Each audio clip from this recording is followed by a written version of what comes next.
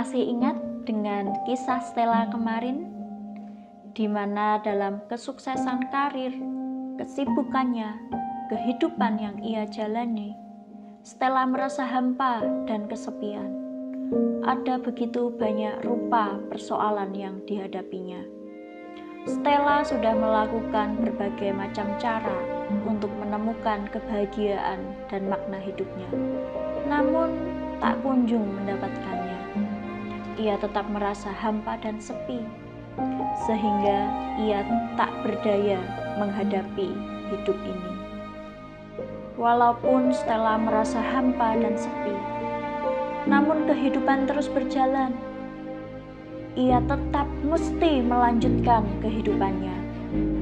Ia bekerja dan melakukan tugasnya yang lain, walau masih dengan kehampaan dan kesepian yang dirasakannya. Stella tetap berjuang dan mencari cara bagaimana ia dapat menemukan makna hidupnya. Stella menyadari bahwa selama ini ia terjebak dengan rutinitas, membaca Alkitab, berdoa, mendengarkan khotbah. Yang ia lakukan selama ini hanya sebatas formalitas. Kini Stella kembali merenung, berefleksi dari kehidupan yang sudah ia jalani selama ini. Stella teringat akan pergumulan Sang Guru. Ketika Tuhan Yesus hendak menghadapi akhir hidupnya, kala itu Yesus sangat bergumul.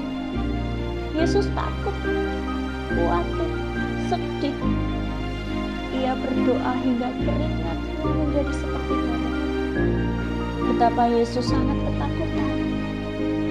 Dalam ketakutan, kebingungan, kekhawatiran, kegalauan yang dialami, Yesus datang dan berdoa kepada Bapa. Selain itu, Stella juga mengingat dari kisah-kisah perjalanan dan pelayanan Tuhan Yesus semasa hidupnya. Karena begitu banyak orang yang mengikuti Yesus, Yesus melakukan pekerjaan pelayanannya. Namun Yesus mengambil waktu untuk menepi, menyingkir dari keramaian, datang dan berdoa kepada Bapa. Kemudian setelah Yesus berdoa kepada Bapa, Yesus kembali ke dunia, berjumpa dengan sesama dan melanjutkan pelayanannya.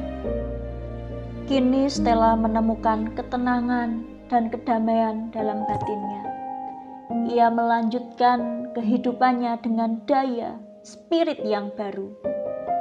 Stella berkata, "Tuhan, terima kasih, ku beroleh kekuatan yang baru.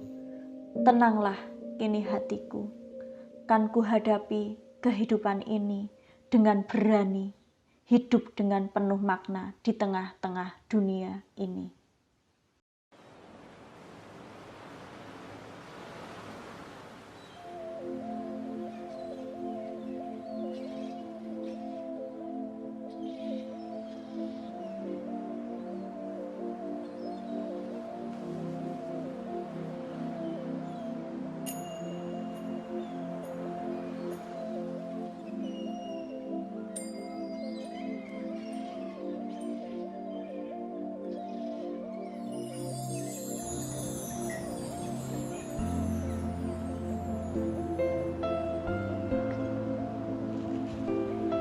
Tidak ada orang yang senang dengan kehampaan dan kesepian. Padahal hanya dengan kesepian, seorang bisa berjumpa dengan dirinya sendiri. Dalam perjumpaan itu, kita menyadari siapa kita, menerima diri kita apa adanya, dan mengasihi diri kita. Ketika kita merasa hampa dan sepi, langkah pertama yang harus kita lakukan ialah menerima kesepian itu dan mengubah kesepian menjadi keheningan. Keheningan merupakan ketenangan dan kedamaian batin. Dalam ketenangan kita bersyukur kita sudah ada di dunia ini. Tuhan yang sudah menciptakan kita. Dan dalam kedamaian kita mendengar kebutuhan batin kita. Apa yang menjadi kebutuhan batin kita? Apa yang selama ini kita cari dalam hidup? Ketika kita merasa hampa, sepi, hidup seolah tanpa makna, tidak apa-apa. Mari kita menerima semuanya itu. Mari kita mengubah kesepian menjadi keheningan. Hening masuk ke dalam batin, menenangkan diri dan menerima diri kita sepenuhnya. Kita dapat mengasihi diri kita. Belajar dari spiritualitas Sang Guru, spiritualitas Tuhan Yesus, spiritualitas pergi dan pulang. Pergi kepada Bapa, meninggalkan hiruk pikuk dunia, meninggalkan keramaian dunia, meninggalkan sejenak aktivitas kita. Kemudian kita datang, kita berjumpa kepada Tuhan. Dalam perjumpaan itu, kita berbicara kepada Tuhan. Jika kita berdoa dengan sungguh-sungguh. Kita memohon kekuatan dari Tuhan. Setelah kita pergi kepada Bapa, kita kembali ke dunia.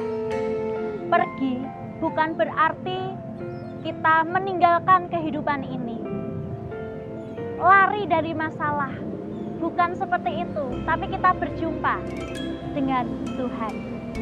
Setelah itu kita kembali ke dunia, kita berjumpa dengan sesama kita, orang lain, dan diri kita sendiri. Dan kita hadir bersama dengan mereka, dengan segala pergumulan yang ada. Dengan begitu, maka spiritualitas kita terpelihara.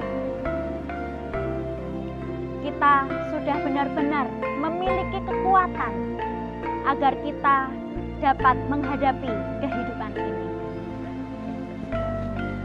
Kiranya Tuhan menolong kita dan memampukan kita untuk berani menghadapi kehidupan ini dengan jiwa yang damai.